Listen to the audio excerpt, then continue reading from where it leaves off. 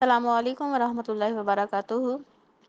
پیارے نبی صلی اللہ علیہ وسلم کی 1000 سنتیں، اس پر میرے لیکچرز چل رہے ہیں۔ آج کا ہمارا ٹاپک ہے سترہ کے سامنے نماز ادا کرنا۔ آپ صلی اللہ علیہ وسلم نے فرمایا، تم میں سے کوئی شخص جب نماز پڑھنا چاہے تو سترہ کی طرف ادا کرے اور اس کے قریب ہو جائے، اور اپنے اس کے درمیان کسی کو گزرنے نہ دے۔ یہ ابن ماجہ کی حدیث ہے کہ جب بھی نماز پڑھنی ہے تو اس جگہ پہ نماز پڑھیں کہ وہاں نمبر 1 تو کسی کے گزرنے کا راستہ نہ ہو۔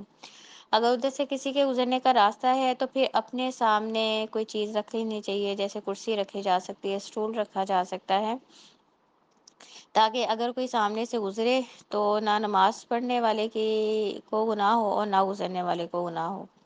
یہ حدیث اس بات کی دلیل ہے کہ ہر نماز سترہ رکھ کے ادا کی جائے، خواہ نماز مسجد میں ہو یا گھر میں، مرد پڑھا ہو یا عورت۔ جبکہ کئی نمازیں اس سنت پر عمل نہ کر کے آپ کو اس کے اجر سے محروم کر لیتے ہیں، حالانکہ یہ سنت بھی ان سنتوں میں سے ایک ہے جن پر دن و رات میں کئی مرتبہ عمل ہو سکتا ہے۔ چنانچہ فرائض سے پہلے و بعد کی سنتیں، تحیۃ المسجد، نماز وتر، نماز چاشت و فرض نماز سترے کے سامنے پڑھ کر انسان ایک ہی سنت پر بار بار عمل کر کے بہت زیادہ اجر و ثواب کما سکتا ہے۔ یاد رہے، فرض نمازیں اگر امام کے پیچھے پڑھی جائیں تو امام کا سترہ مقتدیوں کے لیے کافی ہوگا، یعنی کہ جیسے مرد حضرات مسجد میں نماز پڑھتے ہیں تو جب جماعت کی نماز پڑھی جاتی ہے تو اس میں امام سترہ ہوتا ہے، پھر کسی کو آگے کچھ رکھنے کی ضرورت نہیں۔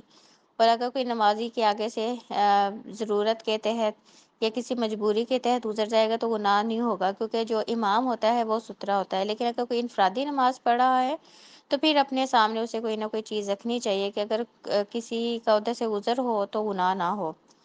سترے کے چند مسائل۔ نمبر 1، سترہ ہر اس چیز کو کہتے ہیں جیسے نمازی قبلے کی سمت اپنے سامنے رکھ لے، مثلا دیوار، ستون، عصا اور کرسی وغیرہ۔ یعنی کہ اگر تو نماز جس جگہ پڑھی جا رہی ہے سامنے دیوار ہے یا کوئی ستون ہے تو پھر تو ٹھیک ہے، اور ادھر سے کسی کے گزرنے کی جگہ نہ ہو۔ لیکن اگر گیپ ہے اور کسی کے گزرنے کا احتمال ہے تو پھر سامنے کرسی یا کوئی سٹول بھی رکھا جا سکتا ہے۔ نمبر 2، سترہ کی چوڑائی کی کوئی حد مقرر نہیں، البتہ لمبائی کم از کم 1 بلشت ضرور ہونی چاہیے۔ نمبر 3، نمازی کے قدموں اور سترے میں تقریباً 3 ہاتھ کا فاصلہ ہونا چاہیے، یعنی 3 ہاتھ کا بس فاصلہ ہو تاکہ کوئی نمازی اور سترے کے درمیان سے گزر نہ سکے۔ نمبر 4، سترہ امام اور اکیلے دونوں کے لیے مشروع ہے، نماز ہوا فرض ہو یا نفل۔ نمبر 5، امام کا سترہ مقتدیوں کا سترہ بھی ہوتا ہے، لہٰذا ایسی صورت میں ضرورت کے وقت مقتدیوں کے سامنے سے گزرنا جائز ہے۔ سترے کے فوائد کیا ہیں؟ نمبر 1، اگر نمازی کے سامنے سترہ نہ ہو اور اس کے سامنے سے کسی عورت یا گدھے یا کالے کتے کا گزر ہو تو اس سے نماز ٹوٹ جاتی ہے، لیکن اگر سترہ موجود ہو تو ایسا نہیں ہوتا۔ نمبر 2، اگر سترہ موجود ہو تو نمازی کی نظر ایک جگہ پر ٹکی رہتی ہے، روح سے نماز میں خشوع پیدا ہوتا ہے، اور اگر سترہ نہ ہو تو نظر ادھر ادھر جاتی ہے اور نمازی کی سوچ انتشار کا شکار ہو جاتی ہے۔ نمبر 3، اگر سترہ موجود ہو تو گزرنے والوں کے لیے آسانی ہو جاتی ہے، ورنہ اگر سترہ نہ ہو تو نمازی ان کے لیے رکاوٹ بنا رہتا ہے۔ تو اس لیے گھر میں اگر کسی نے نماز پڑھنی ہے، اکثر گھروں میں سامنے الماری ہوتی ہے یا دیوار ہوتی ہے تو پھر تو سترہ رکھنے کی ضرورت نہیں۔ ظاہر ہے اب نمازی پڑھا اس جگہ سے کسی کا گزر نہیں ہے، لیکن اگر ایسی جگہ پہ نماز گھر میں ادا کی جا رہی ہے یا مسجد میں کہ سامنے سے گزرنے کی جگہ ہے تو اگر کوئی نہیں گزرے گا تو اسے ویٹ کرنا پڑے گا، تو یہ گزرنے والے کے لیے بھی مشکل ہے۔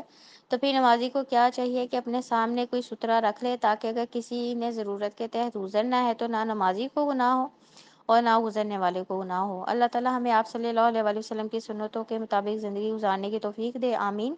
سبحانک اللہم و بحمدک، اشہد ان لا الہ الا انت، استغفرک و اتوب الیک۔